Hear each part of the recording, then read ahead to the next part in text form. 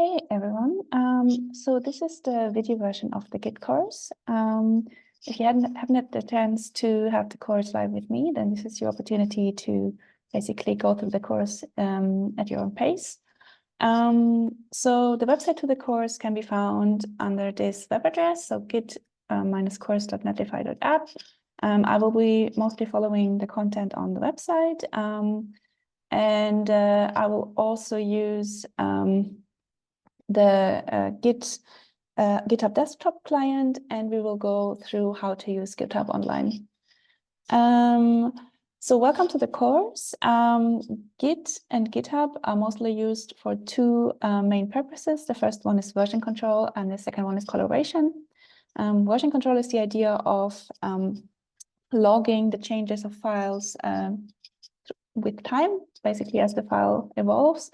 I've here put on the on the main page of this website, I've put several versions of the Brandenburg Gate through time. So this is basically the idea of version control, like snapshots of the Brandenburg Gate through history. But we will come to that later. So let's get started. So what can you expect from this course? So we are going to work on creating, cloning, and forking repositories. We're going to work in branches and compare different versions of files. We're going to work on the GitHub Online platform and with the GitHub desktop client, as I've already said.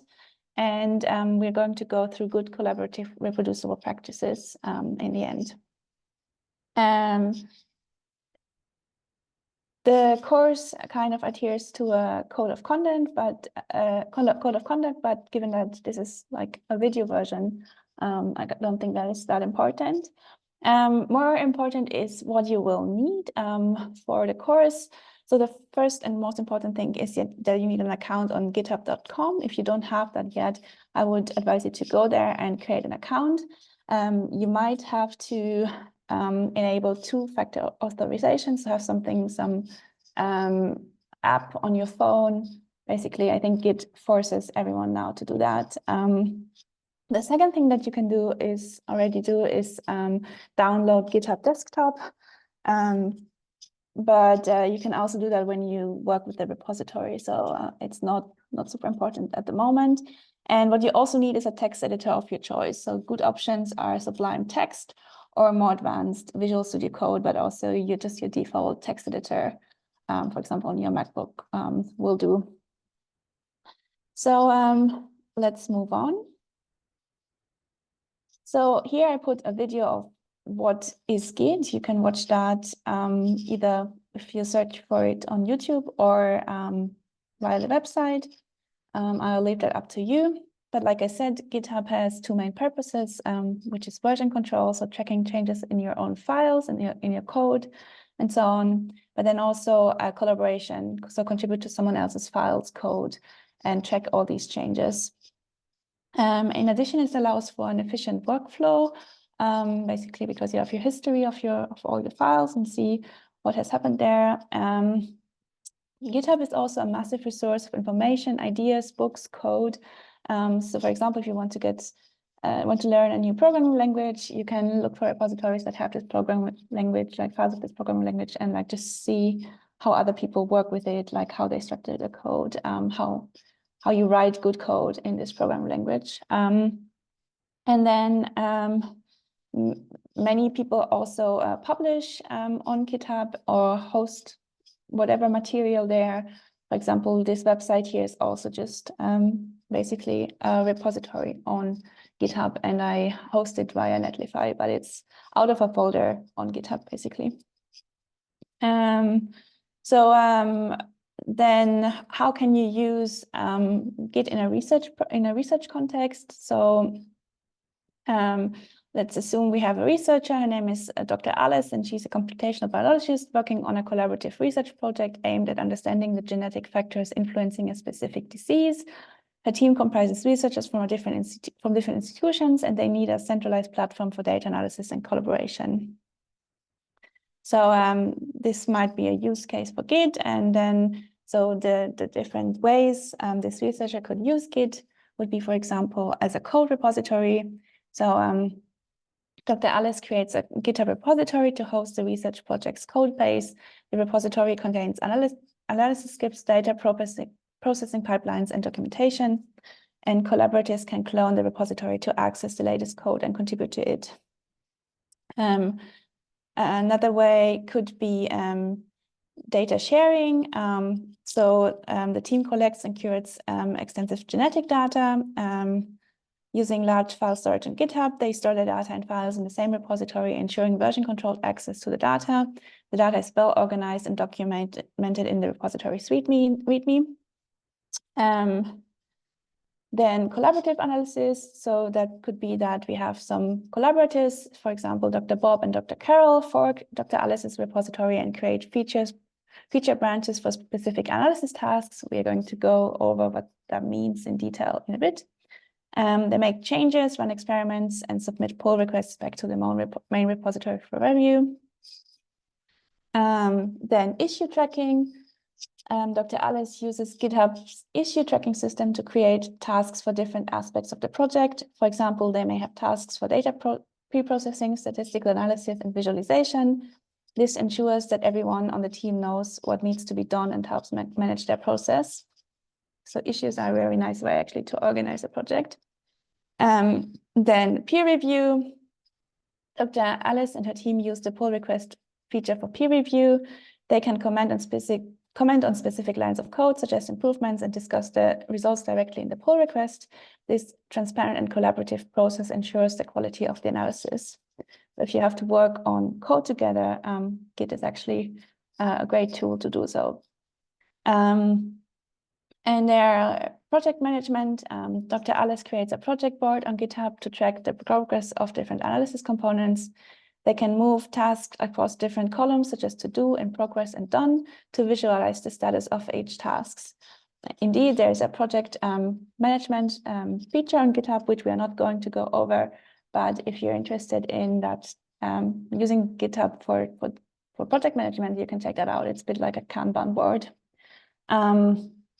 Documentation. Dr. Alice maintains comprehensive project documentation in Markdown format within the repository.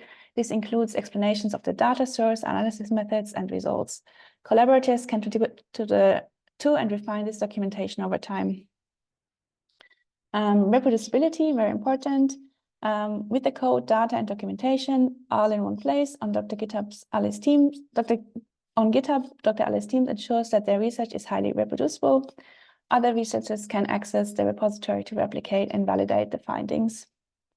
And then data citations. As the project progresses, Dr. Alice obtains a DOI for the GitHub repository, making it citable in research papers. This promotes recognition of their work and encourages other researchers to use and build upon their findings.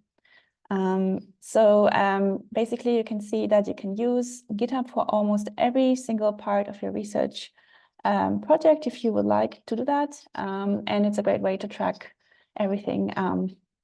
Basically, yeah, from the first idea until then, even submitting the repository as part of your paper.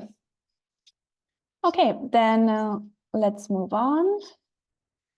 So one thing I wanted to touch upon, because I found it very confusing in the beginning, is the differentiation between Git, GitLab, and GitHub.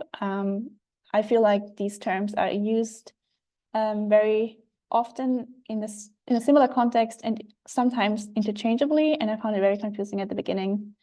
So Git is the software. So it's the version control software that is used to track changes in your file. Git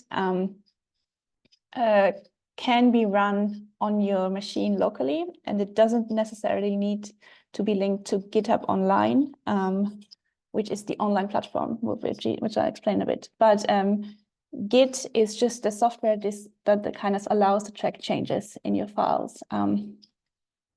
And then we have GitHub, the platform. So GitHub is basically an online platform that allows collaboration. You have an account on this platform, and people can see what you do in this platform. Like, they can see your files, you upload them, you can see other people's files. And GitHub Online also uses Git, and you can link the Git on your local computer to GitHub Online. But they're two different things. So Git is the software, GitHub is the platform. And then there's GitLab, that is another platform that is a competitor kind of to GitHub. So we are going to work on GitHub, not on GitLab. So don't make an account on GitLab, make it on GitHub. I made this mistake when I started. And then Bitbucket is yet another version control platform that is also sometimes used. Yeah, there are a couple of them, but it basically does similar things as GitHub. But like I said, yeah, we're not going to work with Bitbucket. Good. So yeah, what we are going to talk about mostly is Git, the software, and GitHub, the platform. So let's go back a bit and talk about the history of version control. Here we have a very, I think, well-known sketch or a picture, basically a story told in file names. I think we've all been there, that we had like at least a final version of a file.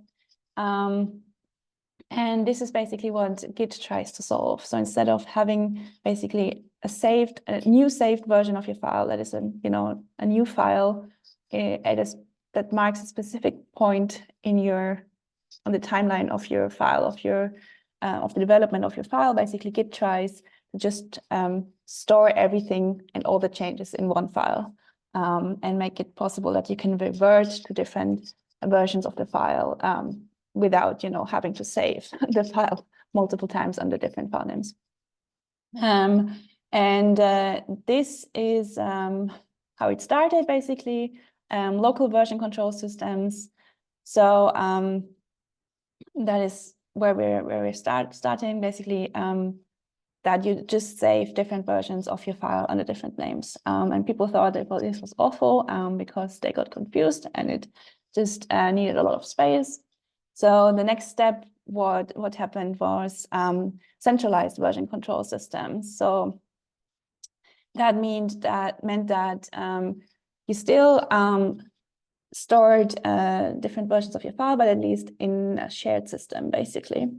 And then we had distributed version control systems. That means that developers could store changes in their file in their local repository. And one of the most prominent distributed version control systems is Git, that was created by Linus Torvalds in 2005.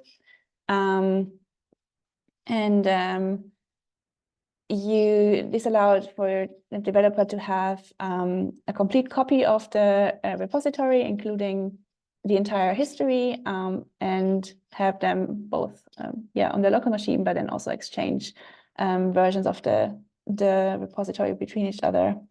And then in the end, the web-based version control system, GitHub, was added basically as a centralized node or hub where the repositories could be hosted, and where people could interact with each other's repositories. So let's move on, and let's start with getting to know github.com. And for that, I will actually move to my account on GitHub. So Git is structured in repositories. And it's important to know that there are two types of repositories on GitHub, which I'll show you in a second. And it's the repositories that you have writing access to because they're under your account, and the repositories that other people own that you can only view. You can view all the repositories that are public on GitHub. That's just the nature of GitHub, is that everything is findable. So be careful with what you put there, because once it's there, even if you delete it, because GitHub stores basically the history of your account, it's still there. So never put like personal data or things like, sensible data that you don't want to be findable, because once it's there, even if you delete it, there's still the history of it. It's still, still there in the history. And if you don't have a paid account on GitHub, creating public repositories is the only way for you to create repositories. So there's also an option to create private repositories, but that is only possible for if you have a paid account. So let's now move to GitHub. I'll do that here in my browser. So this is how it comes up for me. And then you can go to your profile here. Yeah, and this is what you see here. And like I said, GitHub is structured in repositories. You see that here. And so here's the overview tab where you have your profile. I've added like some stuff to my profile, but for you, it probably looks much different when you just start out. But like I said, GitHub is structured in repositories, which you see here. And here I have a list of my repositories. You see here, this is actually the repository that contains the website. And we're going to train how to do pull requests on this training repository here. Good. Then, like I said, GitHub is also a massive resource because you have not only access to your own repositories, which you might not have that many of when you just start out, but you can also look at what other people have already put there. And you can do that by searching for repositories. And you can do that here, for example. So in this case, now I would only be searching for my repositories, but I can delete that. And I can, for example, put Open Science here. And then it gives me all the repositories that have the name Open Science in here. You see here that it makes a distinction between repositories. So that would be all the repositories that have Open Science in their name in some way. Then code, that means all the code that is somehow related under the tag Open Science, issues, pull requests, discussions, and users. You see here, for example, the Center for Open Science. So osf.io, they have their website, they host their website out of Git. You can now click on this repository and look at it, but what I wanted to go through first is that it shows you like a couple of things here. So first of all, it shows you the main language that is used in this repository. It seems to be Python. You can start this repository. That means basically bookmarking it. If you find it very interesting, then it appears under the Your Stars section in your profile. I think that's somewhere here, yeah, Your Stars. It also shows you like when it was updated last time. So in this case, it was updated yesterday. And it shows you how many other people have started the repository. So that's kind of a metric of popularity of the repository. Yeah, let's maybe go into that, just why not?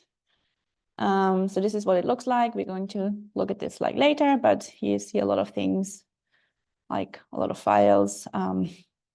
Yeah. Cool. So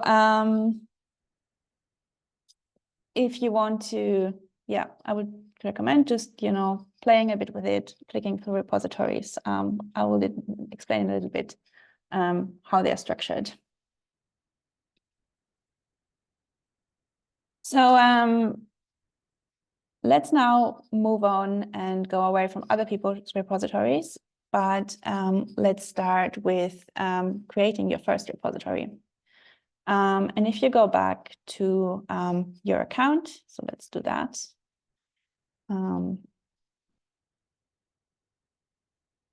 You have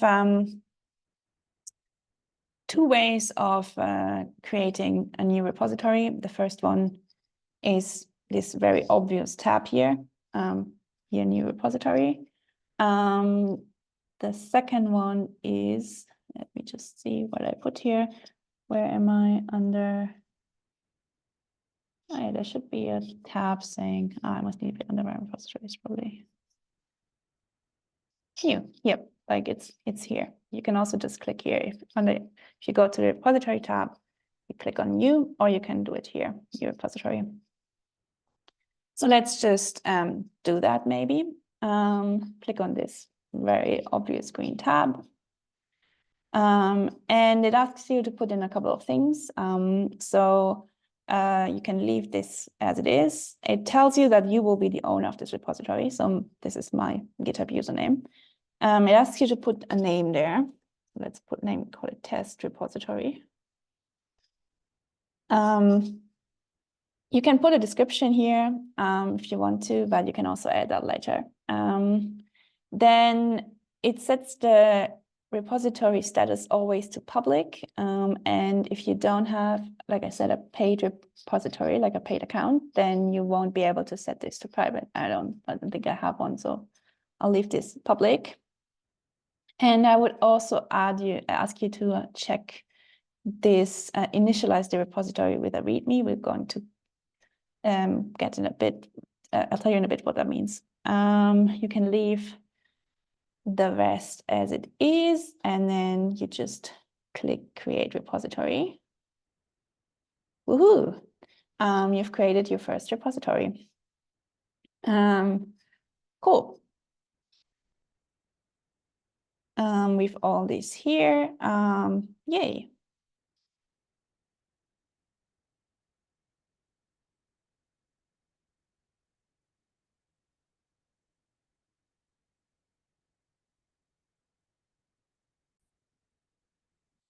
So yeah, let's move on and work with this newly created repository. So let's have a look at this repository. The first thing that you'll see here is a file.readme.md, and this is because I've told you to initialize your repository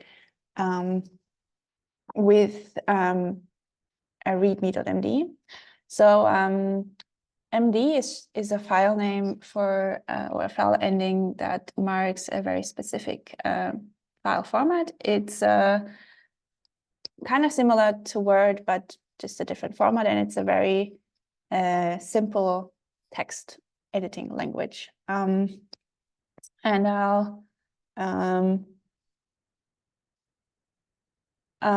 I'll show you in a second like how you can work with this specific file format, but first a bit about the README.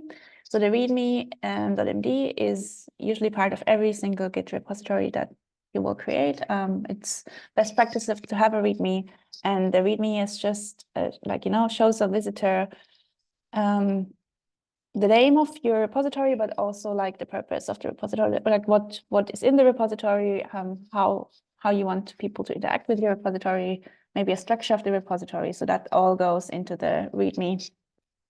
And then a bit about the MD, so that the Markdown language. Like I said, it's a text editing language, and there are very specific guidelines how to edit the text in a Markdown file. So headings are set using hashes.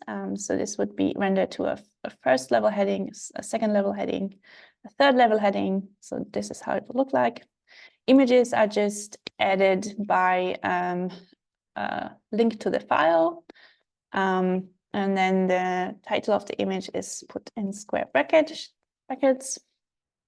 And you would, so if you have that in your repository, you would have a subfolder that's called img, where you have this file in.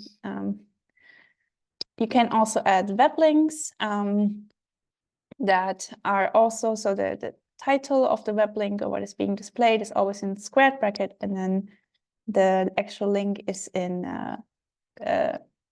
round brackets. So this would render to this here. Yeah, and there's some links to the Markdown language. It's quite simple, but you can have a look.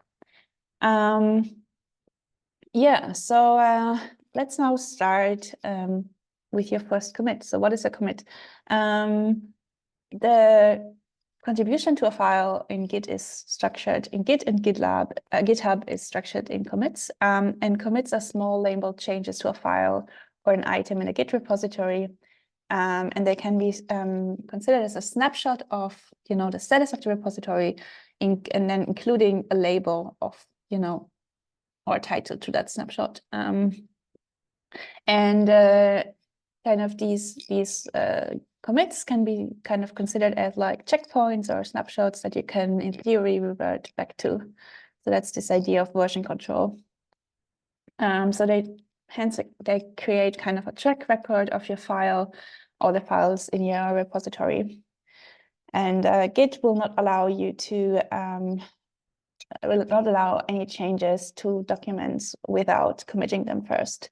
So Git really forces you to make these checkpoints. And also be careful. It can happen in extreme cases that if you don't commit a change, that it will get lost. So because Git really only saves changes with commits. So here's kind of a visualization of a commit. So let's say we have a document that is called text.txt. And let's say we add a first paragraph to this text document, and then we create a commit, so like a snapshot with this first paragraph, and we add the label added first paragraph. And then we move forward, we make some edits to this paragraph, and then we save these edits using another snapshot called edited first paragraph. And then we could move forward and add a second paragraph. But what you also see is like the document never changes. So basically the document is always text.txt. So we don't have, a version like text.txt first paragraph. It's always the same document, but the changes are saved within the document, basically, using these commits. And we can now practice that on github.com. And we are going to make changes to the readme.md file. And let's do that together. So let's go to our test repository and then click on the pencil button. And it will open this text editing view, and you see here that this is Markdown language. So we have one hash, that means a first level heading. We can now add some text.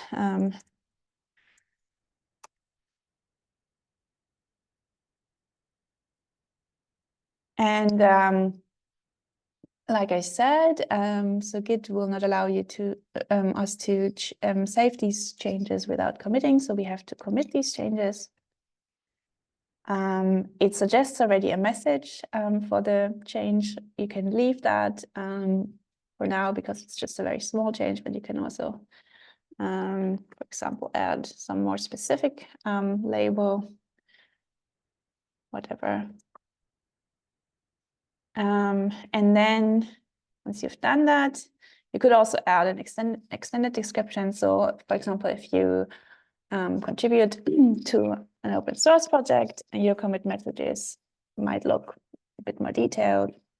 And then leave that as it is and commit the change.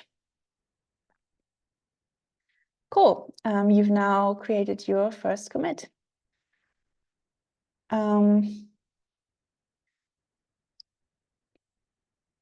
Great. So like I said, I promised you that Git would track the changes that you make.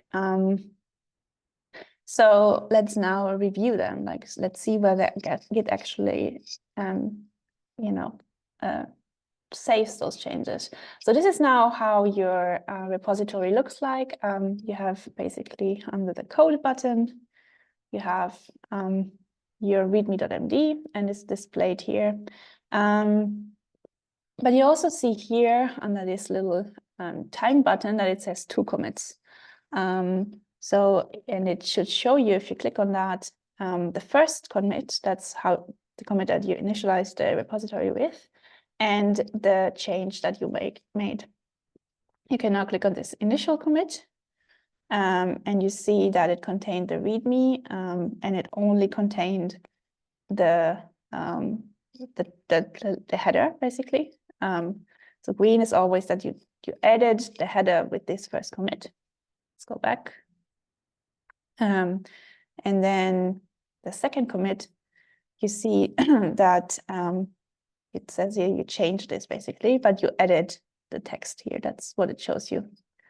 And in theory, you could now, if you want, this, you could go back to the state of this repository when at this commit basically. So if you don't like this change, you could revert back to this state of the repository. Cool. And we have that.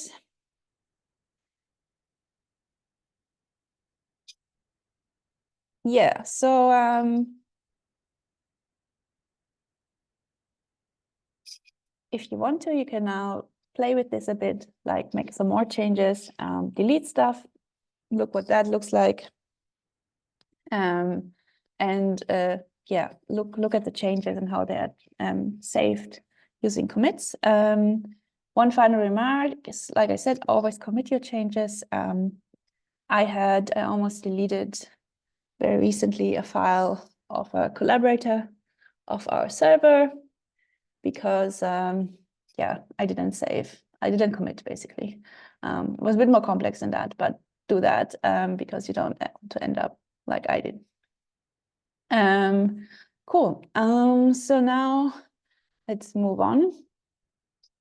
So we've talked about basically tracking the changes that you make to a document or a file through time using commits.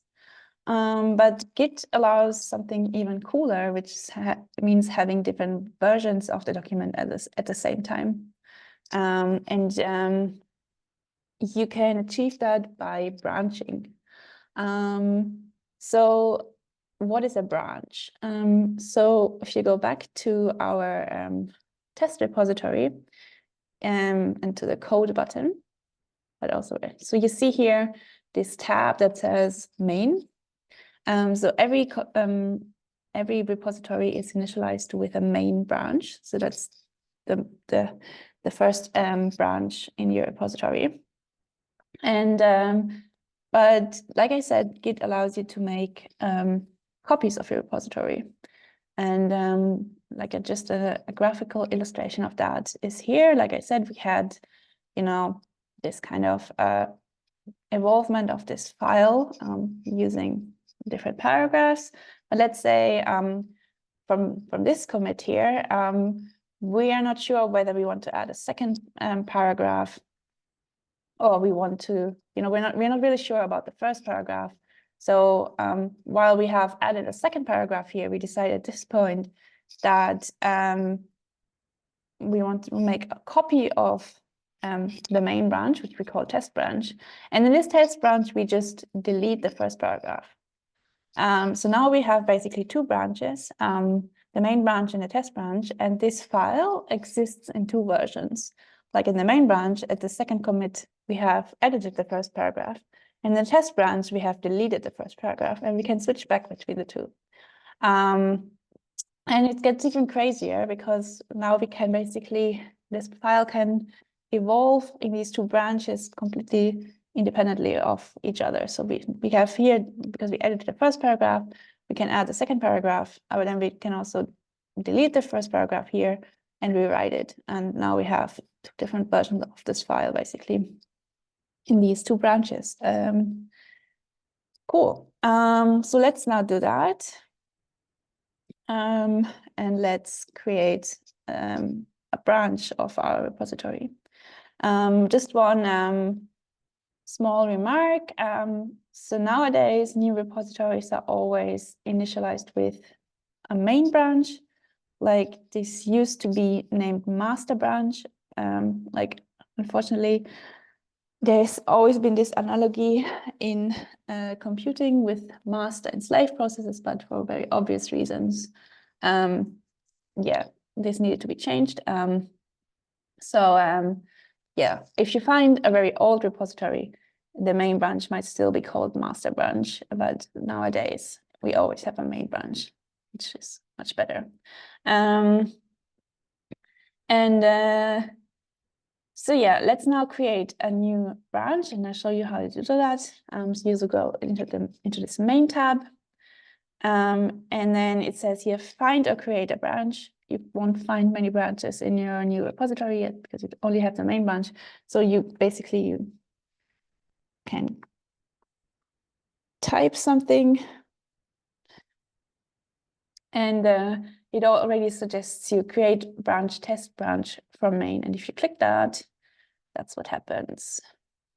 Woohoo! Now we've created here kind of CVC. We have created this test branch, and we already switched to the test branch.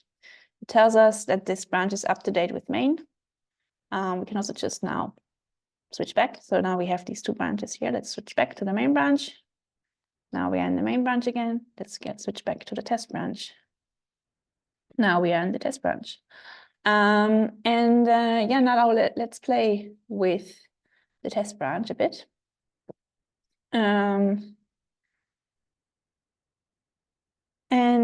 Let's now go to the test branch and delete some text. Go to the pencil button again, and let's say we delete this word. We commit the changes.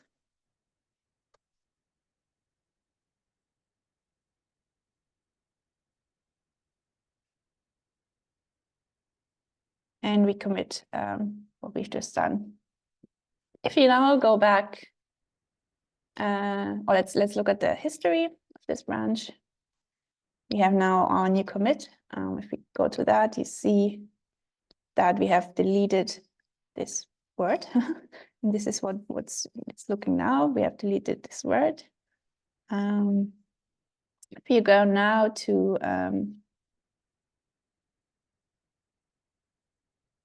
the main branch, yeah, it shows us that the test branch had recent pushes a couple of seconds ago. So it already shows you that now our branches are basically out of sync. We have now, because in the main branch, we still have some in the repository, basically, if we go to the test branch. So basically, we have two different versions of this file now. Cool. Like I said, you can go really crazy with that. And branches are a really good way of exploring, for example, in a file, if you like changes or not. Yeah, if you don't like them, you can just, go back to the other branch, or also in your code, if you want to test something, just create a branch, test it. If you don't like it, you still have, your original code in your main branch.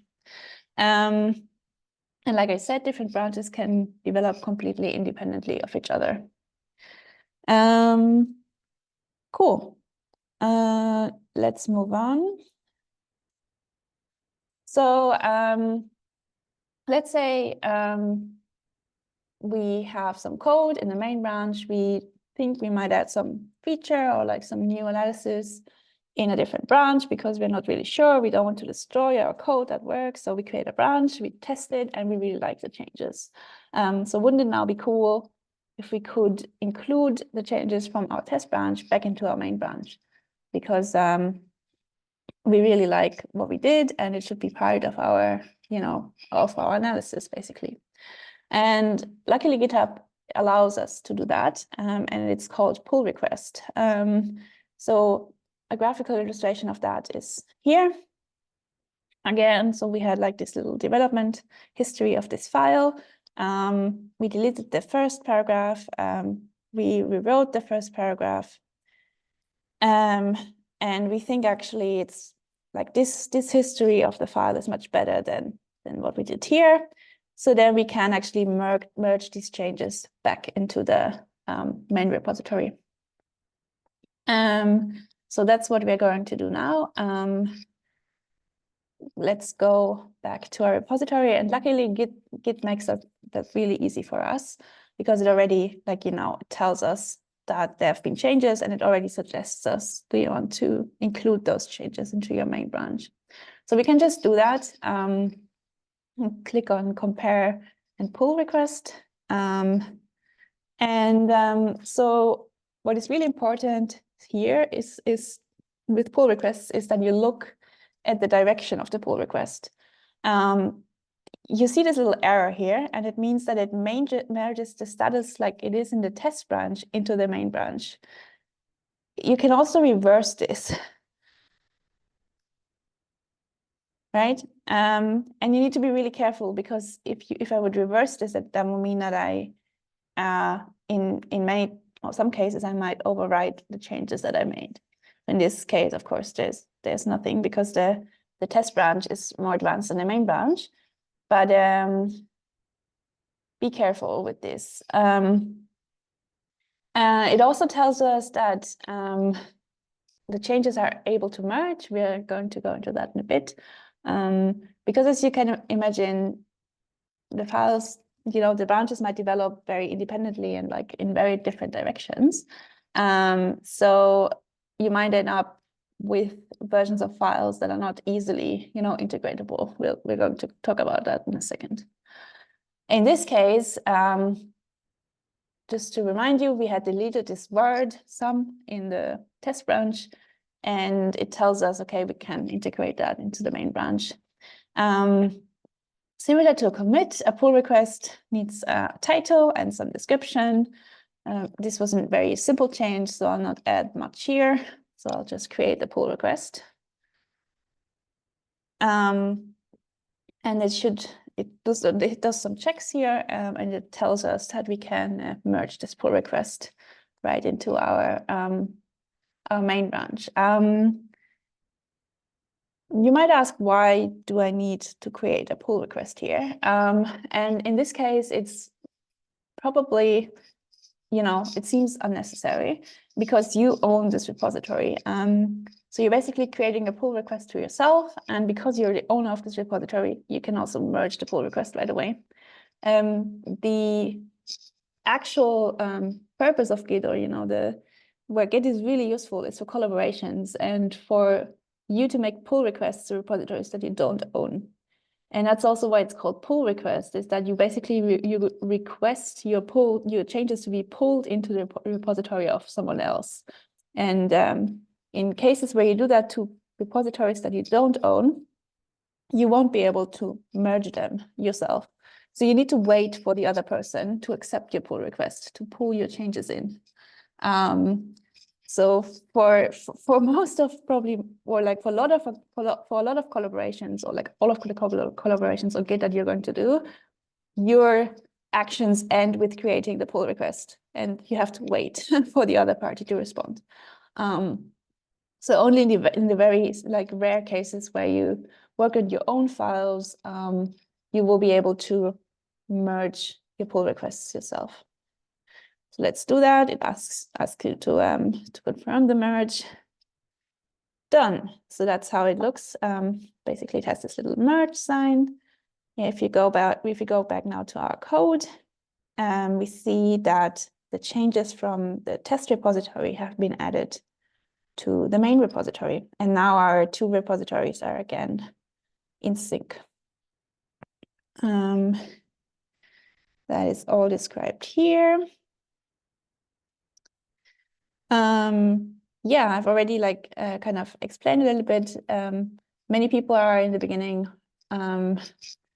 confused by the term pull request, but like I said, the idea is more that you work on someone else's repository where you can't merge the pull request yourself. That means you have to ask, basically in this you ask for your changes to be pulled into the repository, and then by accepting the pull request, the other person pulls your changes into their repository.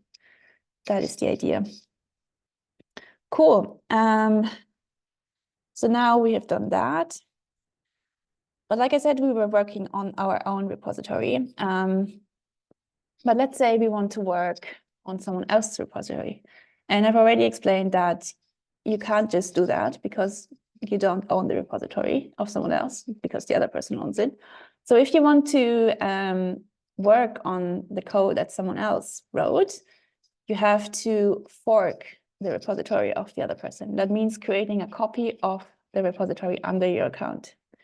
This process is called forking. And you can see here, like I have a lot of forked repositories in my account.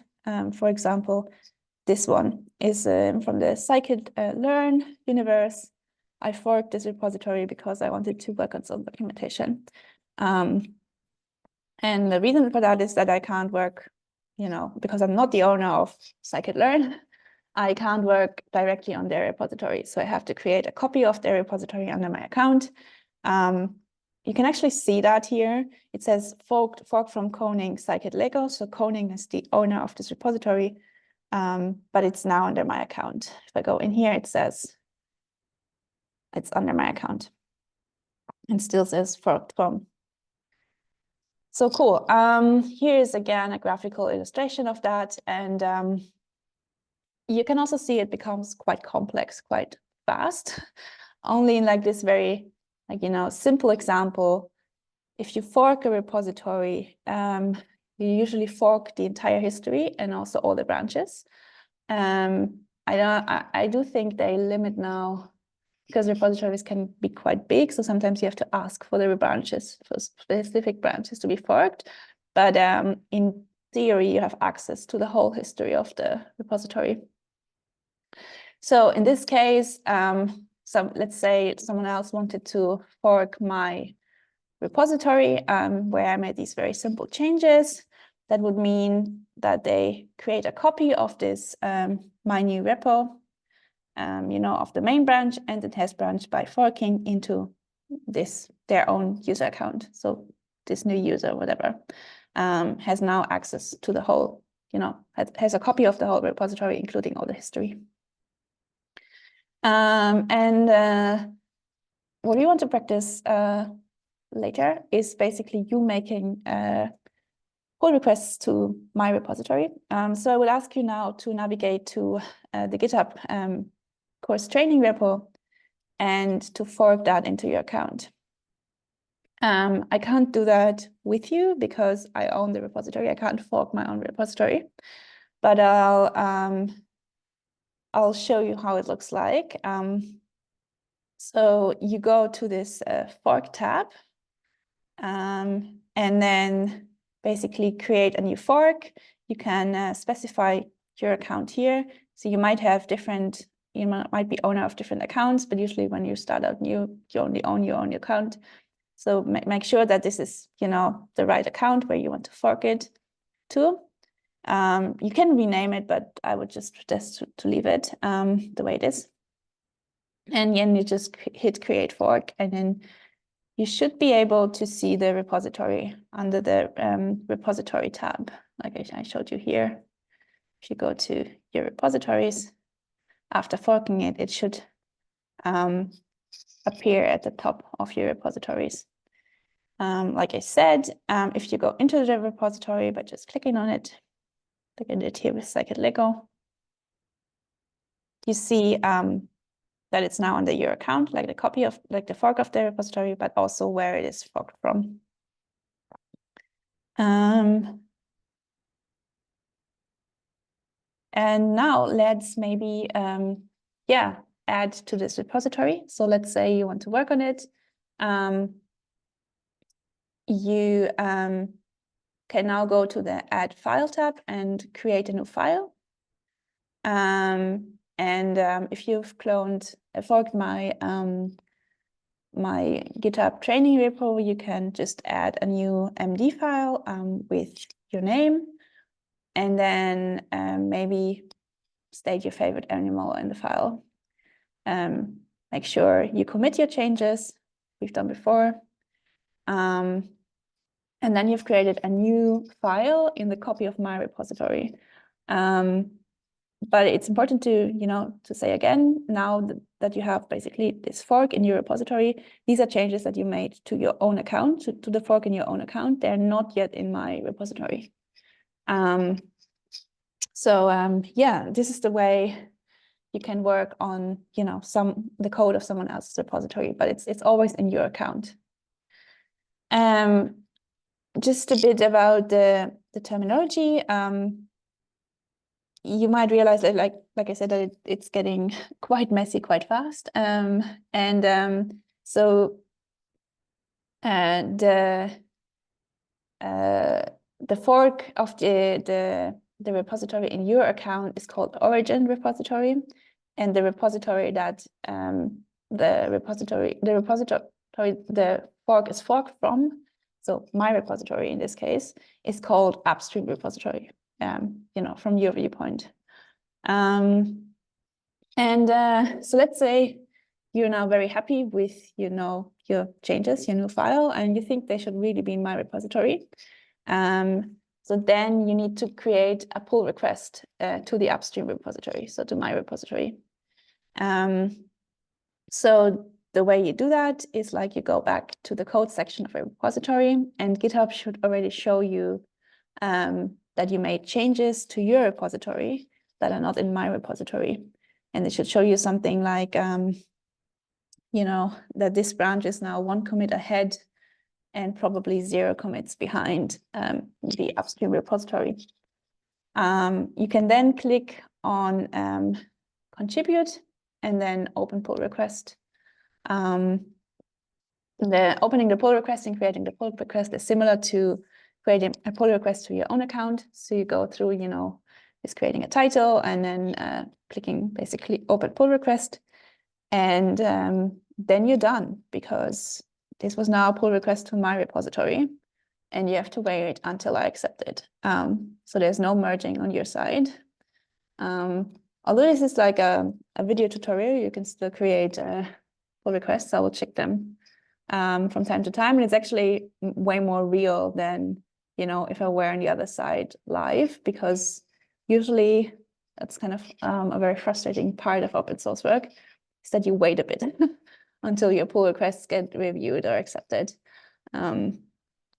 So yeah, just a bit about good practice. It is good practice to update your fork of the repository before you make a pull request. And the reason for that is because, you made basically a fork of my repository in your account. It could happen that I have made changes to my repository while you were working on your fork of my repository. So that means now our two repositories are very out of sync, and this can create like terrible merge conflicts. So basically, if I work on the same file as you did, you have to basically merge the changes by hand. It won't go automatically anymore, which can be very painful. So it's good to always right before you create the pull request, like update your repository with all the changes from my repository, or even better, like every time before you start working on your repository, you update your repository with all the changes from my repository, and this will make it much easier to create a pull request that can be merged without too much pain. And Git allows that using the sync fork button, just to syncing basically your fork with my repository. Cool. Let's now go over one last item on GitHub Online, which is issues. Issues is basically a way of communicating on GitHub Online, usually developers use issues to communicate problems of with the state of repository, like what should be done, like to-dos. That is all usually documented in issues. And I can go to the scikit Lego upstream repository. You see here it has 32 issues. And if you go into that, it kind of states all sorts of things that need to be worked on in this repository. So there's a lot of like documentation issues where people suggest this should be changed, like there should be changes to the documentation, or also like changes in terms of a feature in the code. You can use issues in your own repositories. Like I said, they're very nice for tracking or like project management, tracking your to-dos. And the way you do that is you create here a new issue under this new issue tab. I don't do that here because it would create an issue in, in this upstream repository. Let's maybe go back to my repository. Let me see, I don't have an issue. Yeah, because I can only create, let me see, issues. Anyway, you should be able to create issues in your own repository that you created, yes. So you go to this issue tab, and you see here that at the moment there's no issues open, but you can hit here, new issue, and then give it a title and add some text here and then create issue. You can also add labels to your issues. So that's nice, very nice for sorting them. You can either, add some that have already been created by GitHub, or you can create new labels. Yeah, well, it's also like I said, really nice. Like I showed you that I could have created an issue on the Scikit Lego repository. So that is a really nice way to communicate with the owner, or of a repository that you might want to contribute to. Let's say you find, you really want to contribute to an open source repository, then it's good first practice to first open an issue, like saying, okay, I want to add this feature, or I found this bug, describe it, and then say, I'm going to work on this, basically claim it. So that, people know that it's there. If it's a bug, that might be important to know. And also that someone else is already working on this, because otherwise you might be, you might make a lot of effort and then someone else works on it at the same time. It's also good practice, and that is possible in Git, to create a branch from an issue. So that means basically you create an issue, say, okay, I work on feature, I want to add feature X, and then you create a branch that is named like that. Then you work on your feature in this branch, and then you merge it. You make a pull request, basically solving the issue with this branch. Let me see whether I can show you that. Let me go to the Scikit Lego repository. Should be possible.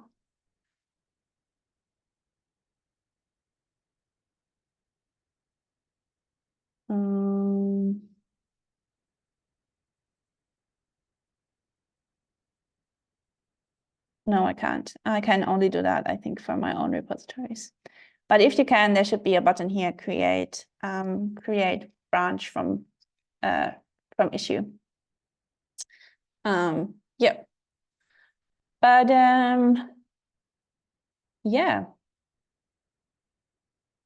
I think yeah, one more thing, if you want to contribute to an open source repository, and if you are new to GitHub, there's a label that is called Good First Issues, and these are usually bugs that are, typos or broken links. So things that are technically really easy to fix, but that, that are made or left over for people who just want to practice Git. So if you want to contribute to a repository, it's good to look for those, because they will ask you basically to fix a typo and then create a pull request.